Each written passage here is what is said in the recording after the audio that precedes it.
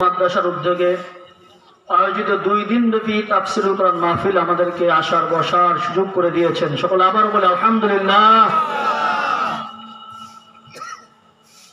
মাহফিলের নাম হলো তাফসীরুল কোরআন মাহফিল। এজন্য আমি ইচ্ছা করেছি আপনাদের সামনে পবিত্র কালামুল্লাহর সব থেকে ছোট্ট সূরা, আমি যে সূরাটি পাঠ করেছি, তেলাওয়াত করেছি, আমার মনে হয় না যে আপনাদের মধ্যে একজনও বাকি আছেন যে এই সূরাটা পারেন না। সূরা কাউসার সবাই পারি না? সবাই পারি। শুধু আমরা না, বরং হয়তো পৃথিবীর মধ্যে এমন কোনো মুসলমান নাই যে মুসলমান কোনো সূরা পড়া শিখছে সূরা ফাতিহার পরে সূরা কাউসারে আগে শিখে, নাকি? ছোট সূরা। এই সূরা কাউসারের ব্যাপারে সামান্য কিছু আলোচনা করার চেষ্টা করবো ইনশাআল্লাহ। বাকি আল্লাহ পাক রব্বুল আলামিন যতটুকু তৌফিক দান করেন। সূরাতুল কাউসার পবিত্র কোরআনের সব থেকে ছোট্ট সূরা। যদি পবিত্র কোরআন খোলেন দেখবেন মাত্র 1 লাইনের মধ্যে পুরো সূরা লেখা হয়ে গেছে। মাত্র 3টা আয়াত। কয়টা আয়াত? 3টা আয়াত রয়েছে।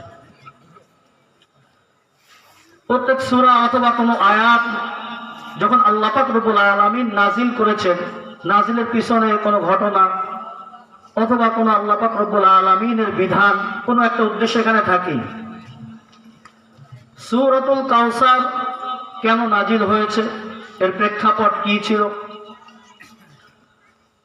আল্লাহ রাসূল সাল্লাল্লাহু আলাইহি ওয়াসাল্লাম যখন মক্কায় নবুয়ত লাভ করলেন, নবুয়ত ইসলামের দাওয়াত দেওয়া শুরু করলেন, সবাই মনে হয় আনন্দ চিত্তে খুশি মনে রাসূলের দাওয়াতকে গ্রহণ করেছেন, নাকি? রাসূল ভালো লোক ছিলেন না?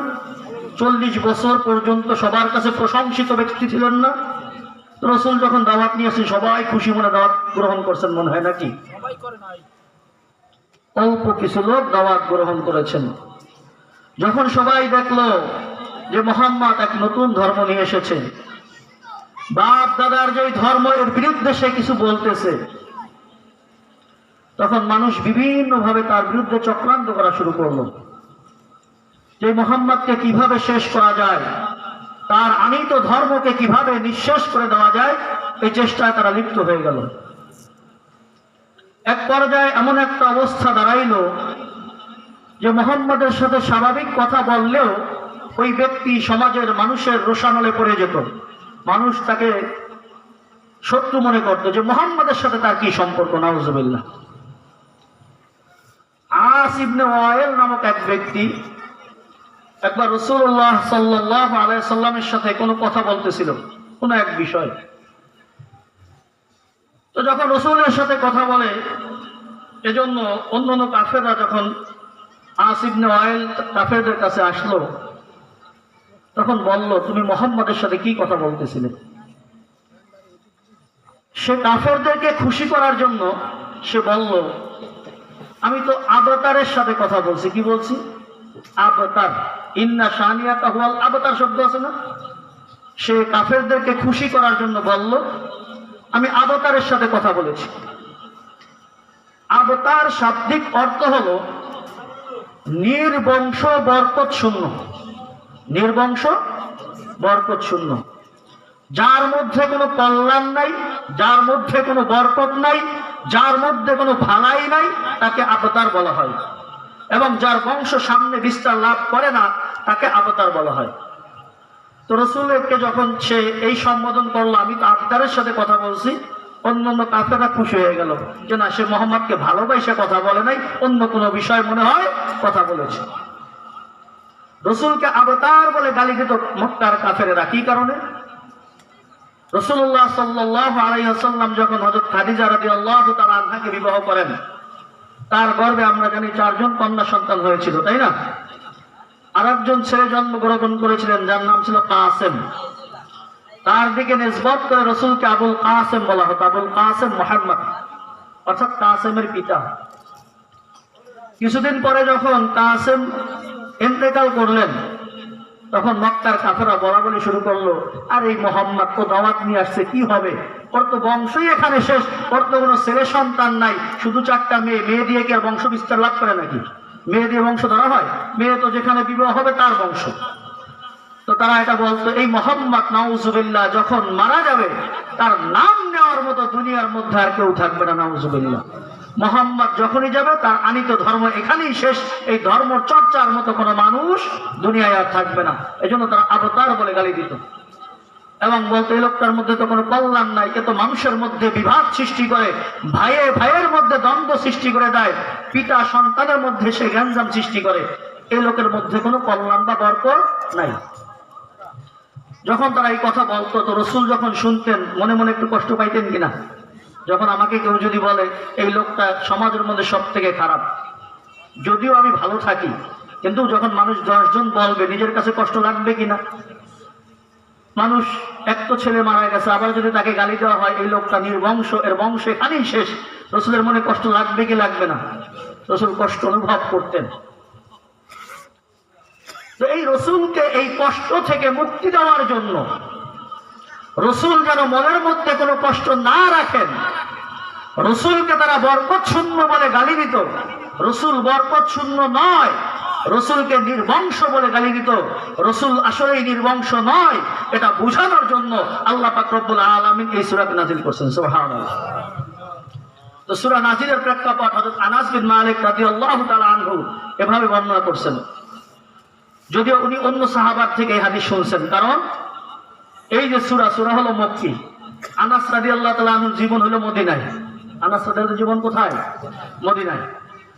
আনাস রাদিয়াল্লাহু তাআলা আনহু হাদিস বর্ণনা করেন, আনাস ইবনে মালিক রাদিয়াল্লাহু তাআলা আনহু قال বাইনামা রাসূলুল্লাহ সাল্লাল্লাহু আলাইহি ওয়াসাল্লাম, হযরত আনাস বিন মালিক রাদিয়াল্লাহু তাআলা আনহু বর্ণনা করেন, কোন একদিন আমরা আল্লাহ রাসূল সাল্লাল্লাহু আলাইহি ওয়াসাল্লামের সামনে বসা ছিলাম, কয়েকজন সাহাবা, একাধিক সাহাবা, আমরা কয়েকজন বসা ছিলাম। হঠাৎ আমরা আল্লাহ রাসূল সাল্লাল্লাহু আলাইহি ওয়াসাল্লামের প্রতি লক্ষ্য করলাম, তিনি তন্দ্রাচ্ছন্ন হচ্ছেন, যেন ঝিমাইতেছেন। রাসূল কি করতেছেন? ঘুমের ভাব অনুভব হলো। এটা রাসূলের উপর ওহী নাজিল হওয়ার কাইফিয়ত। যখন রাসূলের উপর ওহী নাজিল হইতে একটা পদ্ধতি এমন ছিল যে রাসূল বসা আছেন, হঠাৎ যেন তন্দ্রা যাইতেছেন, একটু ঘুম আসতেছে, একটু ঝিমঝিম ভাব, ওহী নাজিল হওয়ার এটা একটা পদ্ধতি ছিল। আরো কয়েকটা পদ্ধতি আছে, হাদিসের কিতাবে আছে। তো রাসূলের মধ্যে তন্দ্রাচ্ছন্ন হওয়ার ভাব আমরা দেখলাম, মানে রাসূলের উপর ওহী নাজিল হইতেছিল। সুম্মা রাফা রাসাহু মুতাবাসসিমান, রাসূলকে যখন আমরা তন্দ্রাচ্ছন্ন দেখতে পেলাম, একটু পরে আমরা দেখলাম আল্লাহ রাসূল সাল্লাল্লাহু আলাইহি ওয়াসাল্লাম মুস্কি হাসতে হাসতে মাথা উঠাইলেন। সুবহানাল্লাহ। রাসূল কি একটু তন্দ্রাচ্ছন্ন, একটু হাসি দিয়ে মুখটা উঠাইছেন, চেহারাটা উঠাইলেন। ফাকুলনা ইয়া রাসূলুল্লাহ, আমরা আল্লাহ রাসূলকে জিজ্ঞাসা করলাম, হে আল্লাহর রাসূল, মা আদহাকাকা ইয়া রাসূলুল্লাহ, ও রাসূল আপনি বলেন আপনাকে কোন জিনিস হাসাইলো, কি কারণে আপনি হাসতেছেন? ফাকালা উনজিলাত আনিফান সূরাতুন, রাসূলুল্লাহ সাল্লাল্লাহু আলাইহি ওয়াসাল্লাম বললেন, আমি হাসি কি কারণে জানো? এই যে একটু তন্দ্রাচ্ছন্ন আমি যাইতেছিলাম, এই মুহূর্তেই আমার উপর একটি সূরা নাযিল হয়েছে। ফাকারা, এরপর রাসূল পাঠ করা শুরু করলেন, বিসমিল্লাহির রহমানির রহিম, ইন্না আ'তাইনাকাল কাউসার, নিশ্চয় আমি আপনাকে কাউসার দান করেছি। ফাসাল্লি লিরাব্বিকা ওয়ানহার, সুতরাং আপনি আপনার রবের জন্য নামাজ আদায় করুন এবং কুরবানি করুন। ইন্না শানিআকা হুয়াল আবতার, নিশ্চয় আপনার দুশমন যারা আছে, আপনাকে তিরস্কারকারী যারা, তারাই হইল নির্বংশ, তারাই হলো বরকত শূন্য। রাসূল যখন এটা আল্লাহ তাকে সার্টিফিকেট দিয়ে দিয়েছেন যে রাসূল আপনি বরকত শূন্য নয়, আপনাকে আমি কাউসার দান করেছি, আর এই যে কাউসার দান করেছে জন্য আপনি নামাজ আদায় করুন, এজন্য আপনি আল্লাহর নামে কোরবানি করুন। ব্যাখ্যা আসতেছে সামনে, সরল তর্জমা বলতেছি। নিশ্চয়ই আপনার দুশমন যারা আছে এরাই হলো নির্বংশ। এই যে আল্লাহ রসুলের দুশমনদেরকে নির্বংশ বললেন, তাদেরকে বরকত শূন্য বললেন, রসুল বরকত শূন্য নয়, এই যে সার্টিফিকেট দিলেন, এই জন্য রসুল একটু হাসি আসছে, আলহামদুলিল্লাহ আমি কিনা, আমি মোহাম্মদ নির্বংশ নই। এখন কাউসার শব্দ আছে, কি শব্দ? কাউসার শব্দ, যে রসুল আপনাকে আমি কাউসার দান করছি। কাউসারটা কি?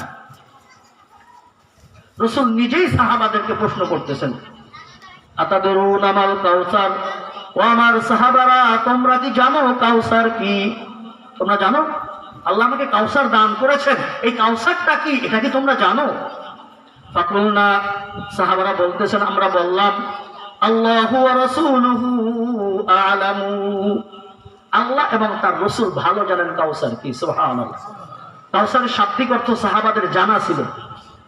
কাউসারের একটা শাব্দিক অর্থ আছে, আর একটা কাউসার তার উদ্দেশ্য কি এটা আল্লাহ জানেন। এই জন্য সাহাবারা শাব্দিক অর্থ জানার পরেও তারা বলছেন কি আল্লাহ এবং তার রাসূল ভালো জানেন।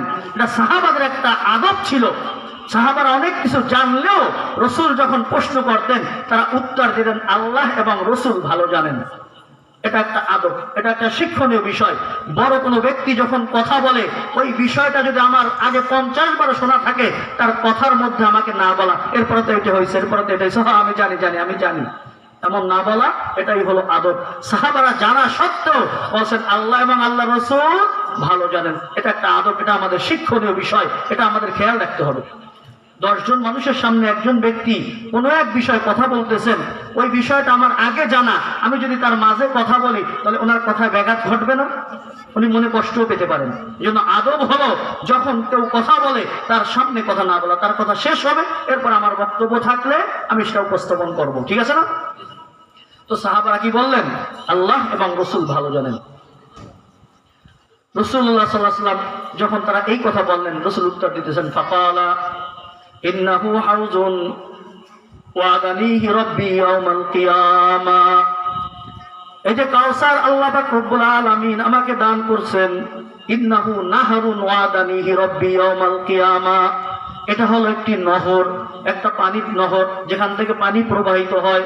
ওয়াদানিহি রাব্বি ইয়াউমাল কিয়ামা, আল্লাহ পাক রব্বুল আলামিন কিয়ামতের দিন ওই নহর আমাকে দিবেন, এই ওয়াদা আল্লাহ করেছেন। সুবহানাল্লাহ, সুবহানাল্লাহ। আলাইহি খায়রুন কাসীর, ওই নহরের মধ্যে রয়েছে অগণিত কল্যাণ, সীমাহীন কল্যাণ এর মধ্যে রয়েছে। হুয়া হাউজুন তারিদু আলাইহি উম্মতি ইয়াউমাল কিয়ামা, আর এই কল্যাণ, অগণিত কল্যাণের মধ্যে হলো একটা হলো হাউজে কাউসার। যে হাউজে কাউসারের পাশে কিয়ামতের দিন আমার উম্মতরা অবতরণ করবে, আগমন করবে, এখানে অবতরণ করবে। ওই যে হাউসটা আল্লাহ পাক রব্বুল আলামিন আমাকে দান করবেন, কিয়ামতের দিন এখানে আমার উম্মতরা আগমন করবেন, আগমন করে এখান থেকে পানি পান করবেন। মান শারিবা মিনহা ফালা ইয়াজমাউ আবাদা, আমার যেই উম্মতের সৌভাগ্য হবে কিয়ামতের দিন হাউজে কাউসার থেকে পান করার, জান্নাতে প্রবেশের আগ মুহূর্তে আর তার কোনো পানির পিপাসা লাগবে না। সুবহানাল্লাহ। 1 নম্বর পাইলাম, তাহলে রাসূল নিজেই কাউসারের বর্ণনা দিতেছেন। কাউসার এটা একটা নহর, জান্নাতের নহর, যেটা আল্লাহ পাক রব্বুল আলামিন রাসূলকে দিবেন, এই ওয়াদা করেছেন। আর এই নহরের মধ্যে রয়েছে অনেক কল্যাণ। এর মধ্যে একটা কল্যাণ হলো এখান থেকে একটা হাউস বের হবে, যে হাউস আমার উম্মতেরা কিয়ামতের দিন হাউজের পাশে আসবে, সেখান থেকে পানি পান করবে। কি করবে? পানি পান করবে। আর যেই উম্মতের সৌভাগ্য হবে পান করার, ওর জান্নাতে প্রবেশের আগ পর্যন্ত আর কোনো তৃষ্ণা অনুভব হবে না।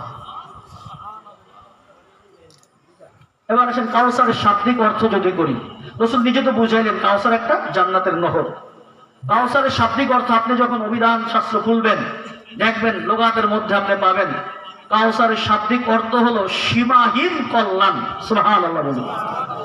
প্রভু প্রদত্ত, প্রভু প্রদত্ত সীমাহীন কল্যাণ, এটা হলো কাউসারের শাব্দিক অর্থ। ওই যে কাফেররা বলেছিল রাসূল বরকত শূন্য, রাসূলের মধ্যে কোনো কল্যাণ নাই, আল্লাহ পাক রব্বুল আলামিন বলতেছেন তোমরা আমার রাসূলকে বলো কল্যাণ নাই, আমি রাসূলকে আমার নিজ প্রদত্ত অগণিত সীমাহীন কল্যাণ রাসূলকে দান করেছি। সুবহানাল্লাহ। তাহলে আল্লাহ পাক রব্বুল আলামিন তাদের কথার জবাব রাসূলের পক্ষ থেকে নিজেই দিয়ে দিয়েছেন। এবার আসেন একটু হাউজে কাউসারের বর্ণনা শুনি। হাউজে কাউসারটা কেমন হবে, হাউজে কাউসার থেকে কোন উম্মতের পানি পান করার সৌভাগ্য হবে, হাউজে কাউসারের পানিটা কেমন হবে, একটু বর্ণনা শুনি। অন্য হাদিসের মধ্যে আসছে আল্লাহ রাসূল সাল্লাল্লাহু আলাইহি ওয়াসাল্লাম বলেন, হাউদি মাসিরাতু শাহরিন, আল্লাহ পাক রব্বুল আলামিন কিয়ামতের ময়দানে আমাকে যে হাউজ দান করবেন, এই হাউজের সীমারেখা, হাউজ কতটুকু বড় হবে, রাসূল নিজেই বর্ণনা করতেছেন, হাউদি মাসিরাতু শাহরিন, আমার ওই হাউসটা 1 মাসের একজন মুসাফির সফর করলে যত দূর যাইতে পারবে এর সমপরিমাণ লম্বা হবে। সুবহানাল্লাহ। 1 মাস একজন ব্যক্তি যদি সফর করে, কিভাবে সফর করবে রাসূল বলেন নাই। হেঁটে যাবেন না, ঘোড়ায় যাবেন না, বিমানে যাবেন না, কিভাবে যাবেন কিছুই বলেন নাই। স্বাভাবিক যদি আমরা ধরি, আমরা পায়ে হেঁটে যদি ভ্রমণ করি, আমরা যারা মুসাফির বলে 48 মাইল যদি কেউ যায় তাকে মুসাফির বলা হয়। 3 দিনের সফরের পরিমাণ হলো 48 মাইল। এভাবে 1 মাস যদি কেউ সফর করে কোথা থেকে কোথায় যেতে পারবে হিসাব করেন। রাসূল বলেন আমাকে যে হাউসটা দেওয়া হবে এই হাউসের দৈর্ঘ্য হবে এত লম্বা। মনে মনে প্রশ্ন জাগতে পারে, হতে পারে মনে হয় এই হাউসটা অনেক লম্বা হবে, চওড়ায় মনে হয় একটু কম হবে। রাসূল বলতেছেন আমাকে যে হাউস দান করা হবে হাউসটা শুধু লম্বা 1 মাসের দূরত্ব হবে এমন নয়, বরং এর যে পাড়গুলি আছে চতুর কিনারা সমপরিমাণ হবে। অন্য হাদিসের মধ্যে আসছে তার প্রশস্ততা হবে দৈর্ঘ্যের মতো। সুবহানাল্লাহ। তার মানে একটা পুরা বর্গক্ষেত্র থাকবে, চতুর্দিকে সমান। 1 মাসের দূরত্ব যেই পরিমাণ, এই পরিমাণ একটা হাউস আল্লাহ কিয়ামতের দিন আপনার আমার রাসূলকে দান করবেন। সুবহানাল্লাহ। এটা হাউসের পরিমাণ পাইলাম। এই হাউসের মধ্যে যে পানি আছে এই পানির বৈশিষ্ট্য বর্ণনা করতে গিয়ে আল্লাহ রাসূল বলেন ওমাউহু আবিয়াদু মিনাল লাবান। ওই হাউসের মধ্যে যে পানি থাকবে ওই পানির শুভ্রতা বর্ণনা করতে গিয়ে আল্লাহ রাসূল বলেন এটা শুভ্রতায় সাদার ক্ষেত্রে দুধের থেকেও বেশি সাদা হবে। সুবহানাল্লাহ। ওয়া ফি রাওয়ায়াতিন অন্য বর্ণনার মধ্যে আছে ওমাউহু আবিয়াদু মিনাল ওয়ারিকি। ওই হাউজে কাউসারের যে পানিটা হবে এই পানি অরিকুন বলা হয় রৌপ্য মুদ্রা, সাদা যে রূপা আছে এই রূপার থেকেও বেশি পরিমাণ সাদা হবে। সুবহানাল্লাহ। এটা হলো পানি সাদার দিক থেকে। অরিহুহু আতিয়াবু মিনাল মিসকি। আর এই হাউজে কাউসারের মধ্যে যে পানি আল্লাহ পাক রব্বুল আলামিন আমাকে দান করবেন ওই পানির ঘ্রাণটা হবে মেশক আম্বারের ঘ্রাণের তুলনায় আরো বেশি সুঘ্রাণ। সুবহানাল্লাহ। মেশক আম্বারের থেকে আরো বেশি সুঘ্রাণ যুক্ত হবে। ওয়া আহলা মিনাল আসাল। আর স্বাদের ক্ষেত্রে মধুর থেকে বেশি মিষ্টি। সুবহানাল্লাহ। মধুর থেকে বেশি মিষ্টি। এখন প্রশ্ন হলো হুজুর সাদা যে হবে দুধের থেকে সাদা এটা আবার কেমন? ঘ্রাণের ক্ষেত্রে মেশক আম্বার মৃগ নাভির থেকে বেশি সুঘ্রাণ যুক্ত হবে। এই ঘ্রাণটা কেমন হবে একটু বলেন। এর স্বাদ হবে মধুর থেকে মিষ্টিটা কেমন স্বাদ হবে একটু বলেন না শুনি। এটা যদি বর্ণনা করতে হয় হাদিসে কুদসির মধ্যে আল্লাহ পাক রব্বুল আলামিন বলেছেন আন আবি হুরায়রা রাদিয়াল্লাহু তাআলা আনহু قال قال الله عز وجل أعددت لعبادي الصالحين ما لا عين رأت ولا أذن سمعت وما خطر على قلب بشر। বলেন সুবহানাল্লাহ। ওই হাউজে কাউসারের পানির শুভ্রতা বর্ণনা করতে গিয়ে পাই দুধের থেকে সাদা হবে, মধুর থেকে মিষ্টি হবে, আর মেশক আম্বারের থেকে বেশি সুঘ্রাণ যুক্ত হবে। এর পরিমাণ কেমন হবে এর বর্ণনা করা দুনিয়ার কোন মানুষের সাধ্যে নাই। আল্লাহ পাক রব্বুল আলামিন হাদিসে কুদসির মধ্যে বলেন আ'দাতু লিইবাদিয়াস সালিহিন। আমি আমার নেককার বান্দাদের জন্য প্রস্তুত করে রেখেছি মা লা আইনুন রাআত। দুনিয়ার কোন চক্ষু তা কোনদিন দর্শন করেনি, দেখেনি। সুবহানাল্লাহ। ওয়ালা উযুনুন সামিআত। ওই হাউজে কাউসারের পানির বাস্তবতা কেমন হবে দুনিয়ার কোন কর্ণ আজ পর্যন্ত শ্রবণ করেনি। ওমা খাতারা আলা কলবি বাশার।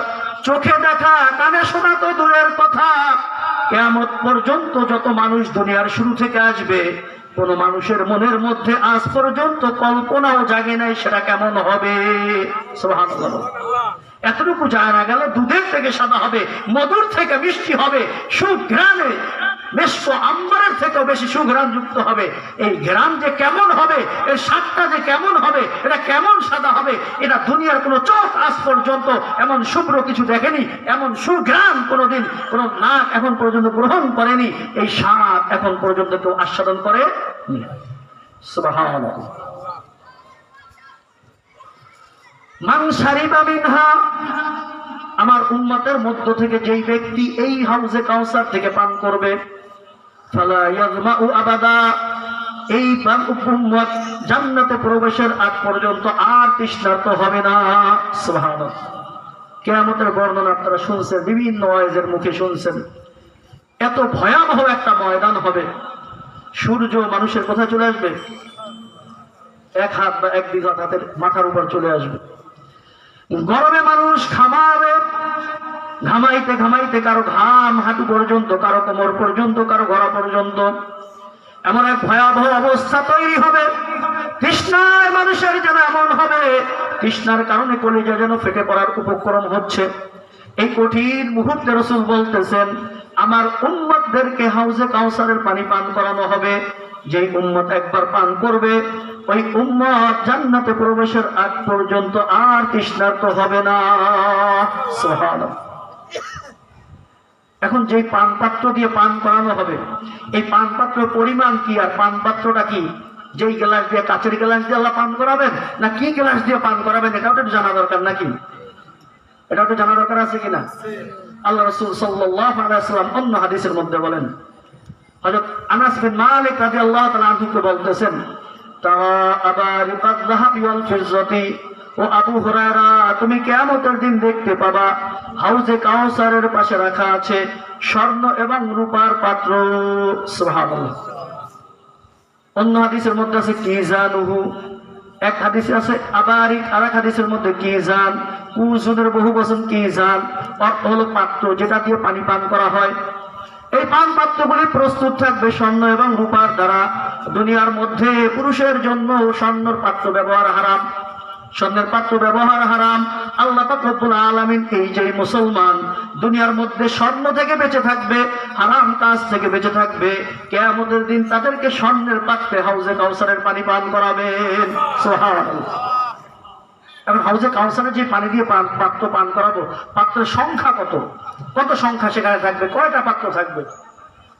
আল্লাহ রাসূল সাল্লাল্লাহু আলাইহি ওয়াসাল্লাম হাদিসের মধ্যে বলেন,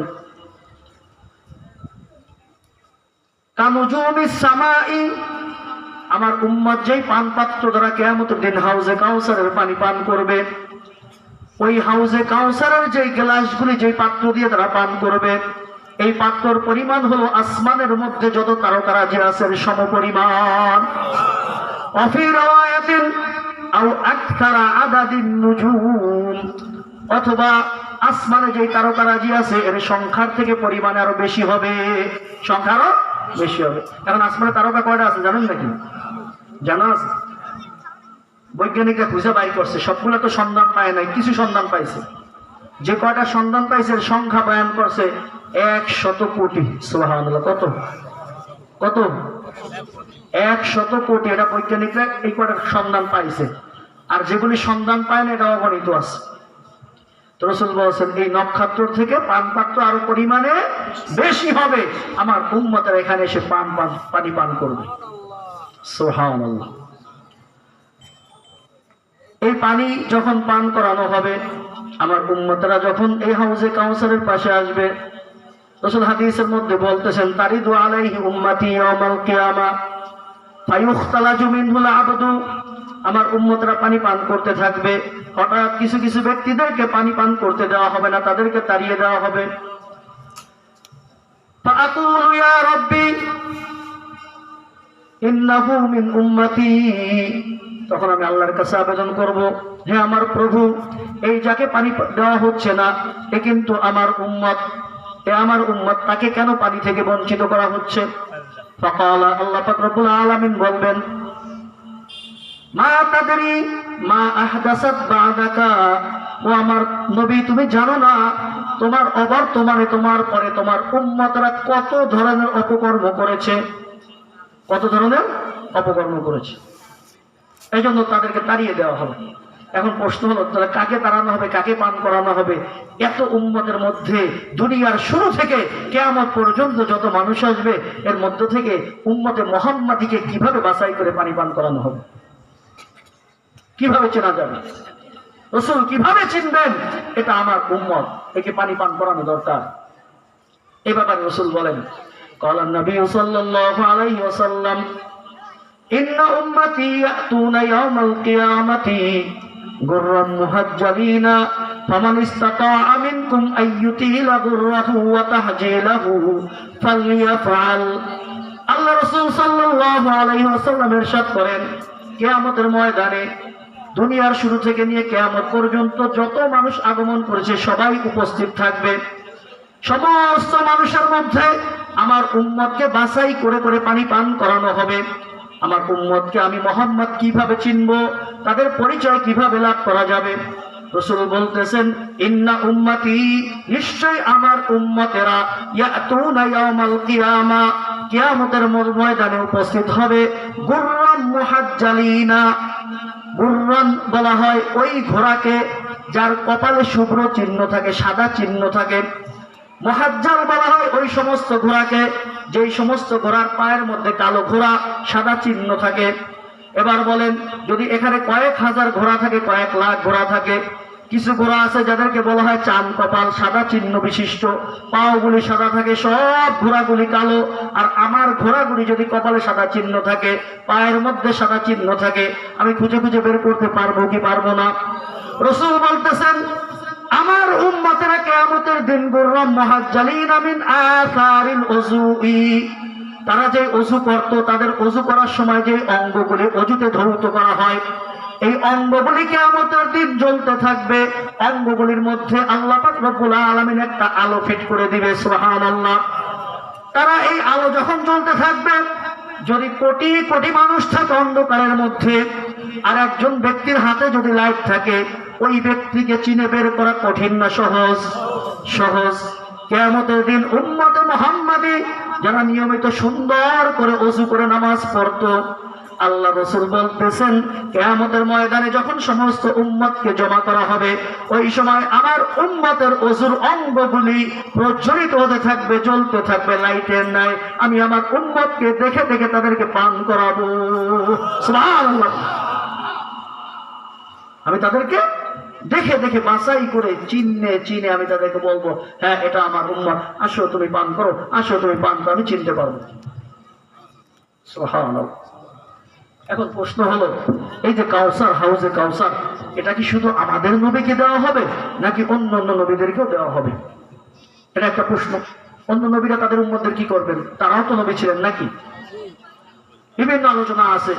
আলোচনার পর এখানে সিদ্ধান্ত যেটা, ফলাফল যেটা আসছে সেটা হলো, কিয়ামতের ময়দানে সব নবীদের জন্য একটা করে হাউস থাকবে, সুবহানাল্লাহ। সব নবীদের একটা করে হাউস থাকবে। রাসূল হাদিসের মধ্যে বলেন, ইন্না লিকুল্লি নাবিয়্যিন হাউজান, নিশ্চয় কিয়ামতের ময়দানে প্রত্যেক নবীর একটা করে হাউস থাকবে। ইয়াতাবাহাউনা আইয়ুহুম আকতার ওয়ারিদাতান, ওই কিয়ামতের ময়দানে নবীরা তাদের উম্মতদেরকে পানি পান করাবে। পানি পান করানোর ক্ষেত্রে এক নবী আর এক নবীর উপর গর্ব করবে, বরত্ব প্রকাশ করবে, কয়জন উম্মতকে সে পান করিয়েছে। আচ্ছা না? এবার আজকে আমি দাওয়াত কয়জনে খাওয়াইছি জানো? আমার বাড়ির দাওয়াতে 5,000 লোক খাওয়াইছি। আমরা বলি, আরে মেয়ের বিয়ে 1,000 মানুষ খাওয়াইছি, অমুক 1,000। গর্ব করে না মানুষ? কোরবানি বড়টা দিছি, কি গরু 5 লাখ টাকাটা দিছি, গর্ব করে না? রাসূল বলতেছেন, কিয়ামতের ময়দানে এমন একটা মজলিস কায়েম হয়ে যাবে, নবীরা প্রত্যেক নবী তার উম্মতকে পানি পান করাবে, আর গুনতে থাকবে কয়জনকে পান করাইলাম, কয়জনকে পান করাইলাম। এটা নিজেদের মধ্যে বরত্ব প্রকাশ করবে, এটা গর্ব করবে, সুবহানাল্লাহ। বাকি আমি নবীর আশা কি জানো? আমি মুহাম্মাদের আশা কি তোমরা জানো? ইন্নী আরজু আন আকুনা আকতারা ওয়ারিদাতান, আমি মুহাম্মাদের আশা হলো আমার উম্মত সব থেকে পরিমাণে বেশি হবে, সুবহানাল্লাহ। সব থেকে পরিমাণে কি হবে? বেশি হবে। এখন প্রশ্ন হলো, যদি সব নবীর হাউস একটা করে কিয়ামতের ময়দানে থাকে, সব নবী যদি উম্মতকে হাউজে কাউসারের পানি পান করায়, তা আমার রাসূলের বৈশিষ্ট্য কি হইলো? সবাই তো আছে, সবই তো সমান। সব নবী তো সমান হয়ে গেল না? মনে হয় সবাই উম্মতকে পান করাইতেছে। একটা বৈশিষ্ট্য পাইলাম, আমার নবীর সব থেকে উম্মত বেশি হবে। তাহলে কাউসার যে আল্লাহ রাসূলকে দান করলেন, এই বৈশিষ্ট্য কি? এর ব্যাখ্যায় আসে। শুরুতে একটা বলছি, রাসূল বলছিলেন, হুয়া নাহরুন ওয়াদানিহি রাব্বি, হাউস, এই কাউসার এটা হলো একটা নহর। এটা কি একটা নহর, যার ওয়াদা আল্লাহ পাক রব্বুল আলামিন আমাকে করেছেন। দুইটা জিনিস, একটা হলো নহরে কাউসার, একটা হলো হাউজে কাউসার। নহর বোঝেন, আমাদের এখানে পুকুর আছে না? ধরেন এই পুকুরটা হলো নহর। এই পুকুরটা কি, এখানে পানি স্টক আছে, জমা আছে। এখান থেকে হুজুররা কি করেন, ওই যে উপরে যে টাঙ্কিটা রাখা আছে, এখানে পানি কি করেন, পানি জমা করেন, এরপরে ব্যবহার করেন। তো নহরে কাউসার যেটা আছে জান্নাতের মধ্যে, এটা কোথায়? এটা জান্নাতের মধ্যে। এটা আপনার আমার রসুলের জন্য খাস। এই নহরে কাউসার আল্লাহ রসুল কি দান করেছেন, সুবহানাল্লাহ। আর কিয়ামতের দিন ওই জান্নাতের নহরে কাউসার থেকে আল্লাহ রসুল সাল্লাল্লাহু আলাইহি ওয়াসাল্লাম সমস্ত নবীদেরকে পানি দিবেন। আগে রসুলের থেকে পানি নিবে, নিয়ে এক একজনের জন্য এক একটা ট্যাঙ্কি হাউজের ব্যবস্থা হবে। ওই নবীরা তাদের উম্মতদেরকে পান করাবেন। এটাও রসুল হাদিসের মধ্যে বলে দিয়েছেন। হযরত আবু যর গিফারী রাদিয়াল্লাহু তাআলা আনহু বর্ণনা করেন, আন আবি যর রাদিয়াল্লাহু তাআলা আনহু قال قال رسول الله صلى الله عليه وسلم يشخب ميزان من الجنة يشخب فيه ميزابان من الجنة। ওই যে হাউজে কাউসার আল্লাহ পাক রব্বুল আলামিন আমাকে দান করবেন কিয়ামতের ময়দানে। এই কিয়ামতের ময়দানের হাউজে কাউসারের পানি কোথা থেকে আসবে জানো? ওই হাউজে কাউসারের পানি আসবে নহরে কাউসার থেকে। সুবহানাল্লাহ। কোথা থেকে? নহরে কাউসার থেকে। ইয়াশখাবু, প্রবাহিত হবে। মিজাবানে, মিজাব এর দ্বিবচন হলো মিজাবানে, দুইটি নালা, দুইটি ড্রেন। এই ড্রেন দেখে জান্নাত থেকে প্রবাহিত হয়ে কিয়ামতের ময়দানে হাউস প্রতিষ্ঠিত হবে। সবার জন্য কূপের ব্যবস্থা হবে। ওই কূপের মধ্যে এসে পানি জমা হবে, এখান থেকে সব নবী তার উম্মতকে পান করাবে। সুবহানাল্লাহ। তাহলে নহরে কাউসারের মালিক কে? রাসূল সাল্লাল্লাহু আলাইহি ওয়াসাল্লাম। অন্যান্য নবী পানি তার কাছ থেকে নিতে হবে, তার মালিকানাধীন কূপ থেকে, নহর থেকে সবাই পানি নিবে। তাহলে বৈশিষ্ট্য হইল কি হইল না? শ্রেষ্ঠত্ব পাওয়া গেল কি গেল না? পাওয়া গেল। এই নহরের পানি, এই হাউজে কাউসারের পানি আল্লাহ পাক রব্বুল আলামিন আপনাকে আমাকে পান করাবেন। কখন পান করাবেন? এ ব্যাপারে বিভিন্ন মতামত আছে। কেউ কেউ বলছেন পুলসিরাত পার হওয়ার পরে পান করাবেন, কেউ কেউ বলছে যে না, পুলসিরাত পার হওয়ার আগেই পান করাবেন।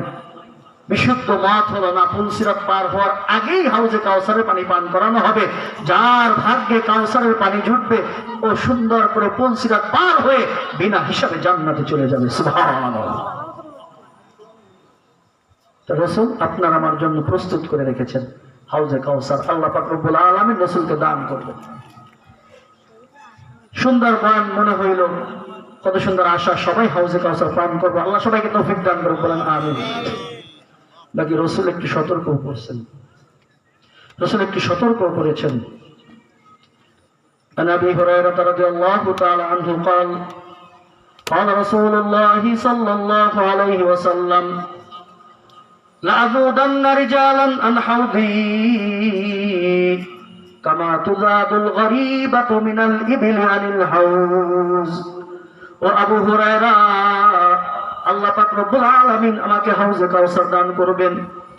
আমি মুহাম্মদ আমার সমস্ত উম্মতদেরকে হাউজে কাউসার থেকে পান করাবো।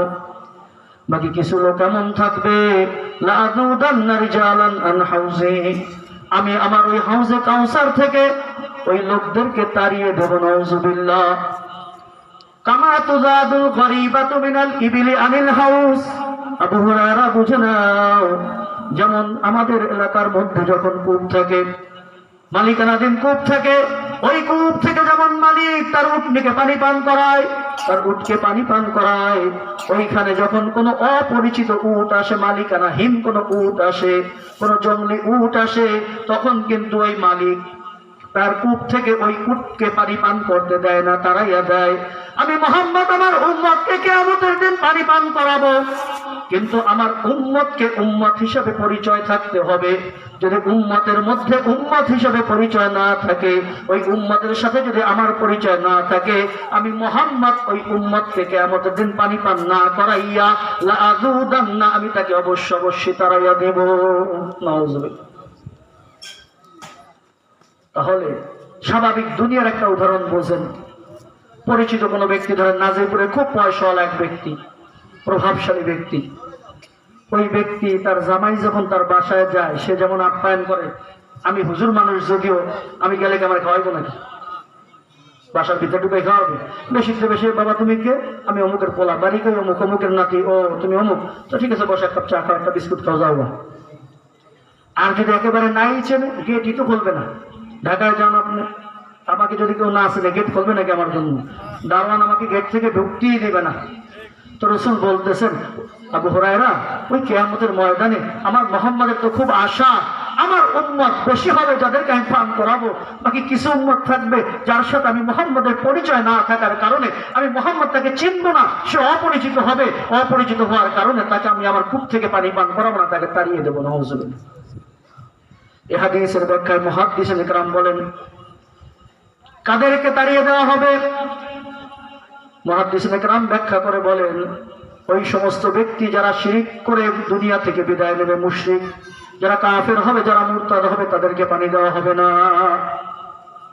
তাদেরকে পানি দেওয়া, এটা এক ব্যাখ্যা।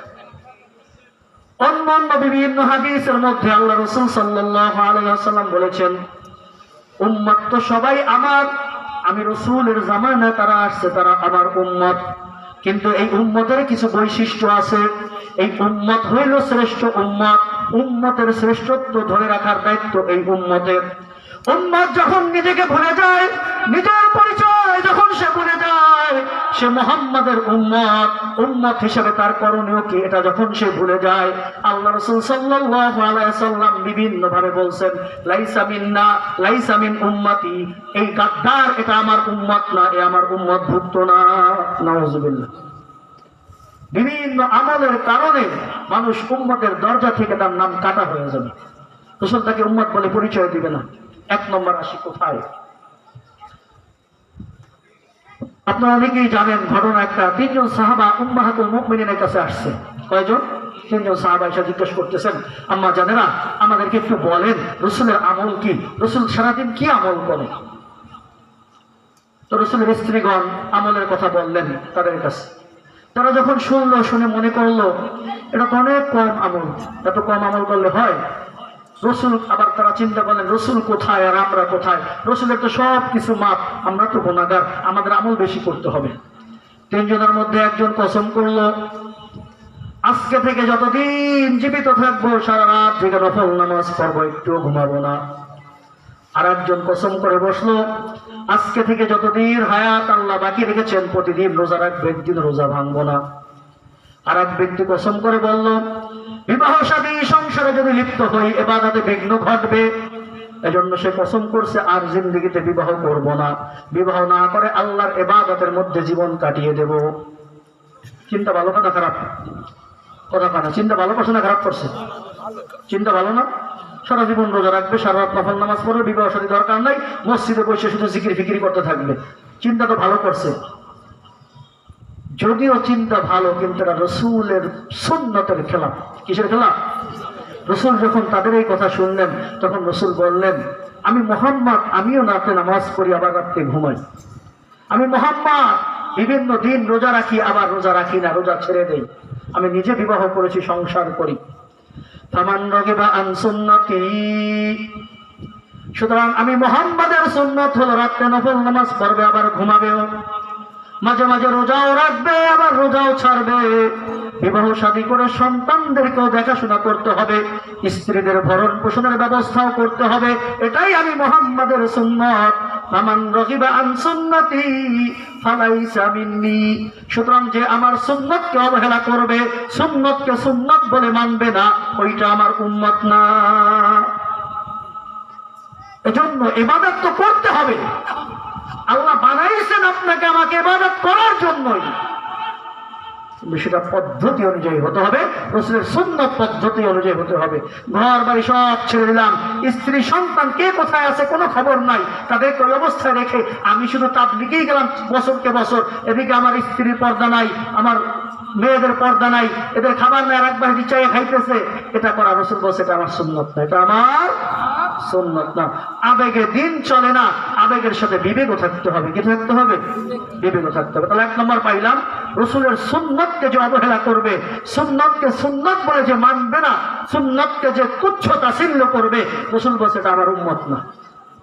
তাহলে এই যদি রাসূল বলে এ আমার উম্মত না, তাহলে কিয়ামতের দিন তো বলবেন এটা আমার উম্মত না। সুহকান, দূর হও, দূর হও। যারা আমার উম্মত তাদেরকে সামনে আসতে দাও, তোমাকে আমি চিনি না, যাও। নাম্বার 2, আল্লাহ রাসূল সাল্লাল্লাহু আলাইহি ওয়াসাল্লাম বলেন, মান লাম ইয়ারহাম সাগীরানা ওয়া লাম ইউক্কির কাবীরানা ফালাইসা মিন্না। খুব সূক্ষ্ম বিষয়, সামান্য সূক্ষ্ম বিষয় আমরা এটাকে কখনো খেয়ালও করি না, এটার প্রতি পরোয়াও করি না। রাসূল বলতেছেন, মান লাম ইয়ারহাম সাগীরানা, আমার উম্মতের মধ্যে যে সমস্ত উম্মতেরা যারা একটু বড়, তারা তাদের বয়সে ছোট, মর্যাদায় ছোট, এদেরকে যদি তারা স্নেহ না করে, ওয়ালাম ইউক্কির কাবীরানা, আর বয়সে যারা ছোট এরা যদি বড়দেরকে সম্মান না করে, ফালাইসা মিন্না, ওইটা আমার উম্মত ভুক্ত না, ও আমার উম্মত থেকে বের হয়ে যায়। বুঝছেন? বড় যে আছে ছোটকে স্নেহ করতে হবে, ছোট যে আছে বড়দেরকে সম্মান করতে হবে। যুবক ভাইয়েরা ভালো করে বোঝো, রক্ত গরম, মুরব্বীদেরকে মুরব্বী মনে হয় না, এমনকি তুই তামারি পর্যন্ত ব্যবহার করে ফেলি। অনেক কপাল পরা সন্তান আছে, বাবাকেও আঘাত করে, সম্মান করে না। যারা সম্মান করে না, ছোট বড়দেরকে সম্মান করে না, রাসূল বলছে ওইটা আমার উম্মত না, ওইটা আমার আমরা যারা বড় আছি ছোটদেরকে দেখলে থাপ্পড় মারি, ধাক্কা দেই, এই করি সেই করি, একটু স্নেহের সুরে তাদের সাথে কথা বলি না, তাদেরকে আদর করি না, রাসূল বলছে এটাও আমার উম্মত, এটাও আমার উম্মত না। তাহলে বড়দেরকে সম্মান, ছোটদেরকে স্নেহ যে করবে সে হলো প্রকৃত উম্মত। কথা বুঝে আসছে? নাম্বার 3, সমাজের মধ্যে যারা দ্বীনের আলেম আছে, আলেম ওলামা যারা, এই আলেম ওলামাদের যারা সম্মান করে না, আল্লাহ রাসূল বলছে এরাও আমার উম্মত না। লাইসা মিন উম্মতি মান লাম ইউজিল্লা কাবীরানা ওয়া ইয়ারহাম সাগীরানা ওয়া ইয়ালাম লিআলিমিনা হাক্কাহু। রাসূল বলতেছে ওইটা আমার উম্মত না, ওইটা গাদ্দার, যে সমাজের বড়কে সম্মান করে না, ছোটকে স্নেহ করে না। ওয়া ইয়ালাম লিআলিমিনা হাক্কাহু, আর দ্বীনের আলেম যারা তাদেরকে সম্মান করে না, আলেম ওলামাদের মর্যাদা করে না, তাদেরকে ভক্তি শ্রদ্ধা করে না, তারা আমার উম্মত না। কথা বুঝছেন? কেডা তো বেলাল, কার পোলা, মুখের পোলা, এই আর কি হতো আমাকে বাতি যা। কিন্তু বেলাল যে মুফতি সাহেব খবর আছে, বেলাল যে মাওলানা সাহেব খবর আছে, অমুকের ছেলে তমুকের ছেলে, আর এটা কেটা। রাসূল কত বড় ধমকি দিয়েছেন, আলেমদের মর্যাদা বোঝো, তাদের সম্মান করো। যদি উম্মত হতে চাও, যদি তুমি আলেমদের মর্যাদা না বোঝো, তাদের সম্মান না করো, তুমি আমার উম্মত না। রাসূল নিজে বলছেন, এগুলো সব হাদিস শুনাইতেছে। কত বড় কথা, কখনো খেয়াল করেছি? এজন্য আলেমদের সাথে সাধ্য অনুযায়ী তাদের শ্রদ্ধা করতে হবে, বয়সে যত ছোট হোক সে মর্যাদায় বড়। এখানে বড়দের সম্মান করার মানে এই নয় যে শুধু বয়সে বড় যে তাকেই সম্মান করবে, এমন নয়। বরং মর্যাদায় বয়স কম কিন্তু পদমর্যাদায় সে বড়, তাকে সম্মান করতে হবে আমাকে। যদি সম্মান না করি তো রাসূল বলছে আমার উম্মত না। এই জন্য আলেম ওলামাদেরকে দেখলে শ্রদ্ধা করবেন। রাসূল বলছে এরা হলো আমার নায়েবে নবী। তুমি যদি তোমার স্বচক্ষে রাসূলকে দেখতা, কি সম্মানটা করতা বলো? আমি যদি দেখতাম রাসূল সামনে আসছেন, আমি আমার জীবন উৎসর্গ করে দিতাম না? রাসূল বলছে আমাকে দেখো নাই, আমার নায়েব মানে আমি নাই, আমার মতো যারা, তাদেরকে তোমাদের সামনে আমি রেখে যাচ্ছি। আমি মুহাম্মদকে যেমন সম্মান করতাম, আমার নায়েব প্রতিনিধিকে এমনই সম্মান করো। কথা বুঝে আসছে? আলেমদের সম্মান করতে হবে কি হবে না? ইমাম সাহেব একবেলা নামাজ পড়াইতে আসে নাই, এই যে শুরু হয়ে গেছে মুসল্লিরা, আরে খাইছেন, এই যে একটা ইমাম হইল, মাসে 14 দিন থাকে না, 15 দিন থাকে না, এই যে সমালোচনা শুরু হয়ে গেছে। তবে এটা মানুষ না, ছুটির প্রয়োজন নেই, 5 ওয়াক্ত তার থাকতেই হবে। মোটামুটি মাস শেষ হইলে ছুটির সময় মোটে হয় না, ইমাম সাহেবের ছুটির সময় মোটেও হয় না। অথচ নিয়োগ দেওয়ার সময় বলছে মাসে আপনি ছুটি কাটাবেন 4 দিন 5 দিন। যখনই ছুটিতে যায় কি বলে, ছুটির সময় হয়ে গেছে তো তাড়াতাড়ি, মাস কেমনে যেতে আর পায় না। সুযোগ পাইলে একটু বকাবাজি করতেও ছাড়ি না। নিজেকে ধ্বংস করতেছি, নিজেকে ধ্বংসের দিকে ঠেলে দিচ্ছি, অনুভব হচ্ছে না, আমাদের মধ্যে অনুভূতিও নাই। এজন্য আলেম ওলামাদের মর্যাদা অনেক বড়। আপনি একটু কল্পনা করেন নীরবে একা একা যে রাসূলকে যেমন সম্মান করতাম, রাসূল যেহেতু শেষ নবী, তারপরে নবী আসবেন না, এরা হলো নবীর মতো, নবী তো না, নবীর নায়েব, নবীর প্রতিনিধি, এদের সম্মানটা কতটুকু করা দরকার। এই জন্য তাদের সম্মান করবেন। যদি আলেম ওলামার সম্মান না করি, রাসূল বলছে এটা আমার উম্মত না, কি না? উম্মত না। এরপরে আল্লাহ রাসূল সাল্লাল্লাহু আলাইহি ওয়াসাল্লাম বলেন, মান তাতায়্যারা আও তুতায়্যারা আও তাকাহহানা আও তুকুহহিনা আও সুহিরা আও সাহিরা আও সুহিরা লাহু ওয়া মান আতা কাহিনান ফাসাদ্দাকাহু বিমা ইয়াকুলু ফাকাদ কাফারা মা উনজিলা আলা মুহাম্মাদ। রাসূল বলেন, ওই ব্যক্তি আমার উম্মতভুক্ত না যেই ব্যক্তি নিজে পাখি উড়াইলো অথবা তার জন্য পাখি উড়ানো হলো, অর্থাৎ ভাগ্য নির্ধারণ করার জন্য পাখি উড়ানো হয়। টিয়া পাখি ছাড়া না, এই কাগজ আনা না, টিয়া পাখি ছেড়া ঢাকা গেছেন, দেখছেন না, চিঠি রাখা টিয়া পাখি ছেড়া দেয়, টিয়া পাখি গিয়ে ভাগ্য নিয়ে আসে। তাতাইয়রা তুতাইয়রা, যেই ব্যক্তি এই পাখি উড়ায় যার জন্য উড়ানো হয়, যেই ব্যক্তি কাউকে হাত দেখায় আমার ভাগ্যটা একটু বলেন, অথবা যার হাত যে দেখে যায় যে দেখায়, এই দুইজন। রাসূল বলেন লাইসা মিন উম্মতি, এটা আমার উম্মত না। নাউযুবিল্লাহ। আও সাহিরা আও সুহিরা লাহু, যেই ব্যক্তি নিজে জাদুবিদ্যা শিখে অথবা যার জন্য জাদু করা হয়, কুফরি কালাম করা হয়। তাবিজ আনতে যাই না আমরা, কুফরি কালাম করে তাবিজ আনতে যাই। যে ব্যক্তি তাবিজ আনতে গেল, যে তাবিজ দিল, এই দুইজনের একজনও আমার উম্মত না। রাসূল আরো বড় ধমকি দিয়েছেন, শুধু উম্মত না এতটুকু নয়, ওমান আতা ইলা কাহিনিন, যেই ব্যক্তি কোন গণকদারের কাছে গেল, ফাসাদ্দাকাহু বিমা ইয়াকুলু, ওই গণকদার যেই কথা বলছে ওই কথাকে সে সত্যায়ন করলো, ফাকাদ কাফারা বিমা উনজিলা আলা মুহাম্মাদ, ওই ব্যক্তি আমি মুহাম্মদ যা নিয়ে আসছি তথা আমার কোরআন হাদিস সব যেন সে অস্বীকার করলো। নাউযুবিল্লাহ। ভাগ্য কার হাতে? আল্লাহর হাতে। মানুষ দুনিয়াকে বলতে পারে যে নিজে ভাগ্য বলে, সে ভাগ্য বলে রিজিকের ব্যবস্থা করতেছে, ভাগ্য বলে 10 টাকা নিয়ে খাবার খায়। ও এত ভাগ্য যেন আরেকজনের ভাগ্য দেখে 10 টাকা পায়, ওইটা দিয়ে চাউল কিনে তার বাসা চলে। তো আমরা যারা যাই, আমরা এত নির্বোধ হয়ে গেলাম। এই জন্য জাদুবিদ্যা শেখাও হারাম, যে জানে তার কাছে গিয়ে জাদু করাও হারাম। যদি কেউ করে, রাসূল বলছে সেটা আমার উম্মত না, সে কিনা উম্মত না। অন্য হাদিসের মধ্যে আল্লাহ রাসূল সাল্লাল্লাহু আলাইহি ওয়াসাল্লাম বলেন, মান গাশশানা ফালাইসা মিন্না, আমার উম্মতের মধ্যে যেই উম্মত ধোঁকাবাজ, মানুষদেরকে ধোঁকা দেয়, কথায় কথায় উঠতে বসতে চলতে ফিরতে মানুষদেরকে ধোঁকা দেয়। মান গাশশানা, খাঁটি মুমিন, যারা নির্ভেজাল মুমিন, যারা সহজ সরল লোক, তাদেরকে ধোঁকা দিয়ে তার জমি দখল করে, তাকে ধোঁকা দিয়ে এটা করে সেটা করে, ওয়াদা করে ওয়াদা ভঙ্গ করে। রাসূল বলেছে লাইসা মিন্না, এটাও আমার উম্মত না। মান গাশশানা ফালাইসা মিন্না, যে ধোঁকাবাজি করে, ধোঁকাবাজ, এটা আমার উম্মত না। অন্য হাদিসের মধ্যে আল্লাহ রাসূল বলেন,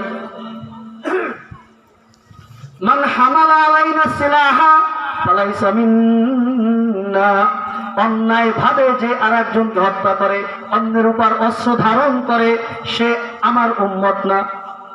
এই সমাজে চলতেছে, আমার এইসব মারতেছে, কি লেগে মারতেছে আমি জানি না, মাইরে ফেলাইছে। ভাই তোমার বাপে কেন মারলো? কেউ জানি না। ভাই তুমি ওরে কেন মারলো? কইতে পারি না, মুখে 500 টাকা দিছে, ফিরে চলতেছে কিনা দেশে, চলতেছে কিনা? আল কাতিল আল মাকতুল কিলাহুমা ফিন্নার। রাসূল বলেছেন, যে হত্যা করছে সেও জানে না কেন হত্যা করলাম, যে নিহত হয়েছে সেও জানে না কেন নিহত হইলাম। রাসূল বলেছেন দুটোই জাহান্নামী। নাউযুবিল্লাহ। অন্যায় ভাবে শক্তি আছে, দল ক্ষমতায়, এই জন্য পাওয়ার খুব আছে, এবার পিটা, যত বড় পিটা, মাইরা ফেলা একবারে। রাসূল বলেছে অন্যায় ভাবে যদি কেউ মুসলমানকে আঘাত করে, ওই আঘাতকারী ওইটা আমার উম্মত না, ওটা কিনা আমার উম্মত না। কথা বুঝছি না? এভাবে আরো বহু হাদিসের মধ্যে আসছে রাসূল যাদেরকে বলেছেন উম্মত না। তো কিয়ামতের দিন আল্লাহ রাসূল সাল্লাল্লাহু আলাইহি ওয়াসাল্লাম বলবেন, আবু হুরায়রা লা আদুদান্না রিজালান আন হাউজি কামা তুজাদুল গরীবাতু মিনাল ইবলি আনিল হাউজ। কিয়ামতের দিন আমার উম্মতের মধ্যে অনেক গাদ্দার থাকবে। আমি মুহাম্মদ তাদের জন্য এত কষ্ট করে দিন এনেছি, এত কষ্ট করেছি তাদের জন্য সুন্দর দিন রেখে গিয়েছি। এই দিনের মধ্যে ধোঁকাবাজি করার কারণে ওরা আমার উম্মত থেকে বাইর হয়ে যাবে, ওদেরকে আমি মুহাম্মদ কিয়ামতের দিন পানি পান করতে দিব না। নাউযুবিল্লাহ। এখন রাসূলুল্লাহ সাল্লাল্লাহু আলাইহি ওয়াসাল্লামকে আল্লাহ পাক রব্বুল আলামিন কাউসার দান করলেন। দুনিয়ার মধ্যে সব থেকে বেশি কল্যাণ রাসূলকে আল্লাহ দান করলেন। জান্নাতে যখন যাবে সেখানে রসুলকে নহরে কাউসার দান করলেন। রসুলের নহরে কাউসার থেকে পানি দিয়ে সমস্ত নবী তার উম্মতদেরকে পানি পান করাবেন। এই বৈশিষ্ট্য রসুলকে দিলেন, এই মর্যাদা আল্লাহ রসুলকে দিলেন। এবার আল্লাহ বলতেছেন, রসুল তোমাকে আমি যেহেতু এই সম্মান দিলাম, তোমাকে যেহেতু আমি এই মর্যাদা দিলাম, তোমার এখন কাজ দুইটা, ফাসাল্লি লিরাব্বিকা ওয়ানহার, সুতরাং তুমি এখন তোমার রবের জন্য নামাজ কায়েম করো, নামাজ আদায় করো, ওয়ানহার এবং তোমার রবের জন্য প্রাণ উৎসর্গ করো।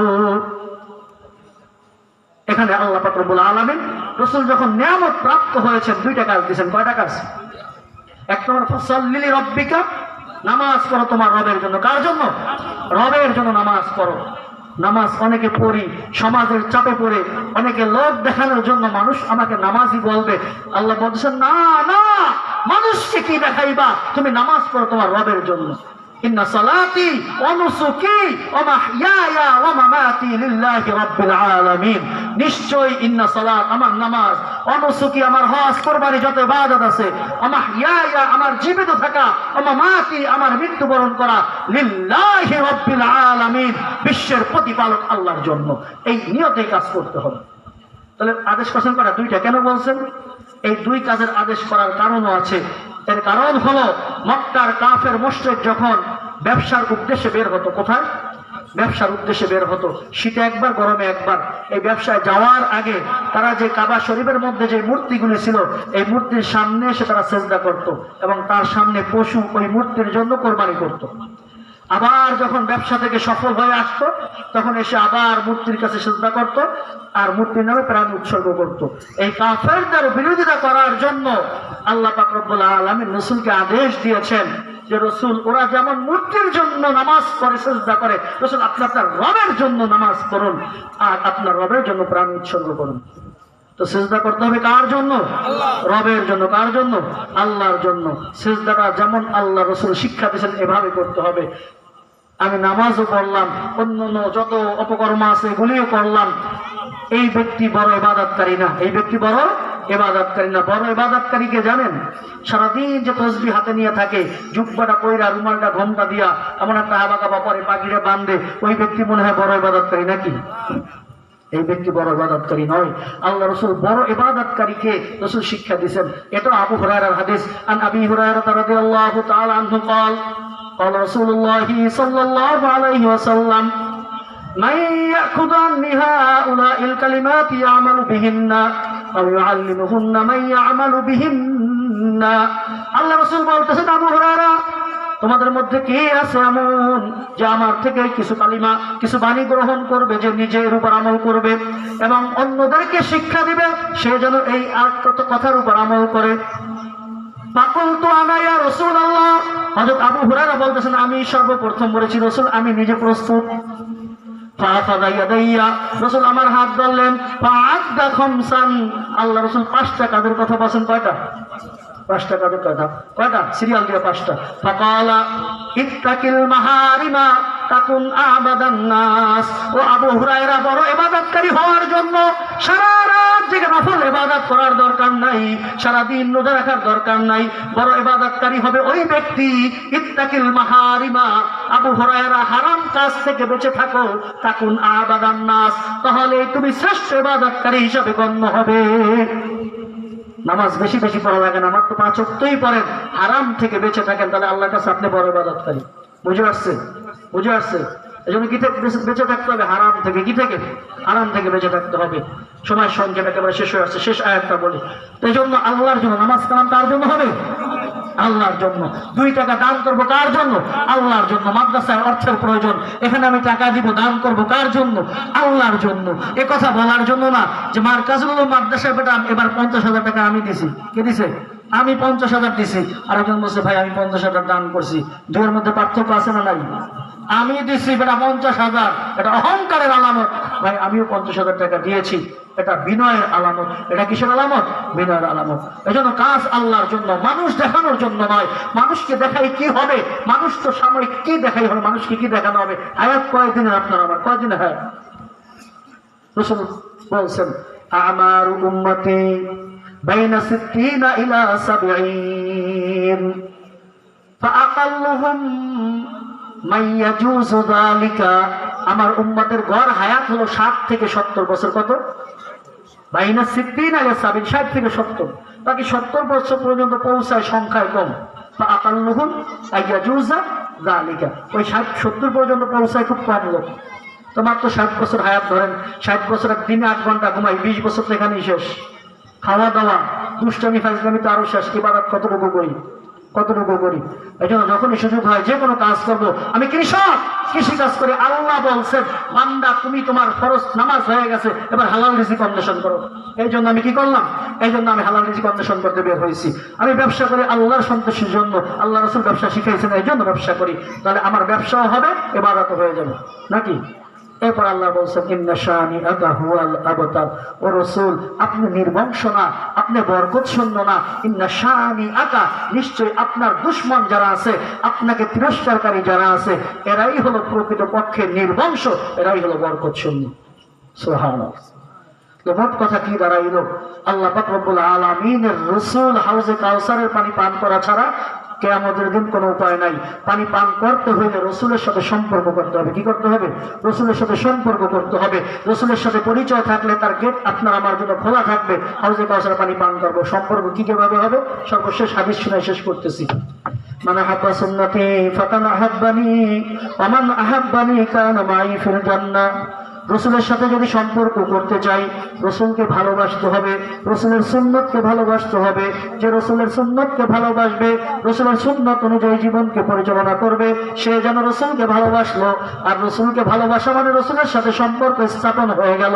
যখন রসুলের সাথে সম্পর্ক স্থাপন হয়ে যাবে, রসুল বলছেন, কানা মাই ফিল জান্নাহ, ওই আমার উম্মত আমার সাথে জান্নাতে থাকবে। সুবহানাল্লাহ। রসুলের সুন্নাত মানার দরকার আছে কিনা? সুন্নাত অনুযায়ী জীবন যাপন করার তৌফিক আল্লাহ পাক আমাদের সবাইকে দান করুক। সকলে বলে আমিন। ওয়া আখিরু দাওয়ানা আলহামদুলিল্লাহি রাব্বিল আলামিন।